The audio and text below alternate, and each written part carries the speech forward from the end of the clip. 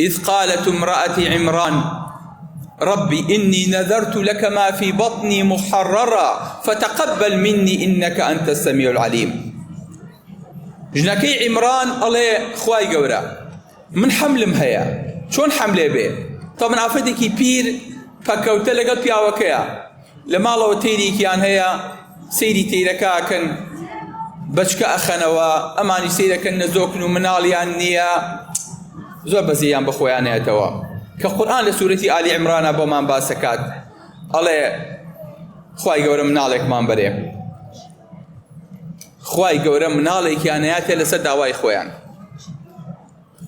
کە مناڵەکەیان هەیاتێ ئەنجا پێش ئەوەی مناڵەکە بێ سۆنیریان بۆ نەکردو بزانە کوڕەیان کچە، بەڵام ئومێدەکا کوڕ بێ وە کوڕیش خزمەتی مەسجیدی الأقصا و مزگەوتی گەورەی پێکرێ. ئەڵێ ربی ئینی نەذەرت لەکە ما فی بەطنی محررا، خوایە من ئەمسکەم بەخشی بە تۆ، ئەمسکە تاقانەیە، ئەمسکەم بۆ تۆ، ئەم حەملەم بۆ تۆ خزمەتی مزگەوتی پێەکەم، ئەیکەم بە مامۆستای مزگەوت، ئەیکەم بە قوتابی مزگەوت، ئەیکەم بە پەروەردەی مزگەوت، ئەیکەم بە خزمەتکار و مژێور و ئیمامی مزگەوت، هەرچیەکی لە دەرچوو. فلما وضعتها قالت ربي إني وضعتها أنثى والله أعلم بما وضعت وليس الذكر كالأنثى. دوایکە حملەکەی دانا مامانەکە پێیوت سکەکەت وەڵا کچێکی جوانمان بووە، جا بۆیە ئێمە قەرەبووی ئەوە بکەینەوە کە کشمان بووە ئەڵێن کوڕمان بووە، بەڵام کە کشمان بووە ئەڵێن کچێکی جوانمان بووە، یعنی ها جوانێکی قەرەبووی کشێتێکەیە کاتەوە وەکو ئەوەی کە شتێکی خراپمان بوو بێ. مامانەکە پێیە لە وەڵا کچێکی جوانە بووە، بەڵامی ترەمیش هەستەکات وعدێکی داوە بەخوا. قالت ربي إني وضعتها أنثى، خوایە من کشم بوو، وليس الذكر كالأنثى، کچیش وەکو کوڕ نییە. نا خوای گەورە فەرمێ کوڕ وەکو کچ نییە، ئەوەی بە کچ کرێ بە کوڕ ناکرێ. قالت ربي إني وضعتها أنثى والله أعلم بما وضعت وليس الذكر كالأنثى وإني سميتها مريم وإني أعيذها بك وذريتها من الشيطان الرجيم. خوايا من بناي أمنا الله أقرم ونوكي بتول شيطان، چونکە هەموو مناڵێک کە لەدایکە بێ شەیطان نقوشێکی لێ ئەدا بۆ ئەوەی کە بڵێ ئەمە بەشی منە، ئەمە پۆستی منە، ئەمە پەروەردەی منە. بۆیە سونەتەکە مناڵ لەدایک بۆ بانگبی بەگوێیە بۆ ئەوەی کە فۆرماتی کەیتەوە قسەکانی شەیطانی لەبیر بەریتەوە. بۆیە پێغەمبەری خوا صلی الله علیه وسلم فەرمێ هەر مناڵێ لەدایکە بێ شەیطان ئاوان نەغزەیەک یان نقوشێکی لێ ئەگرێ ئەڵێ ئەمە بەشی خۆم، إلا عيسى ودايكي نبي، إلا عيسى ومريم نبي، كشيطان نيتواني ويستي ليبا دسيابا كجاوكيا وبر عيسانك عليه السلام. بو يا عيسى نغزي شيطاني برنكوت بو چونکە کاتی خۆی داپیری پەنای گرتبوو بەخوا لە شەیطان بۆ ئەم مناڵەکە و بۆ مناڵی مناڵەکەی. سبحان الله. ئێستا مەریەم بەتەنیایە کچێکە و وعدیش داوە خزمەتی مزگەوتکە، بەڵام وعدەکەی خۆی ناشکێنێ. فاتخذت من دونهم حجابا، لە شوێنێکی مزگەوتەکەیە پەرژینێکی بۆ خۆی دروست کرد و تیامایە و خزمەتی مزگەوتی کرد.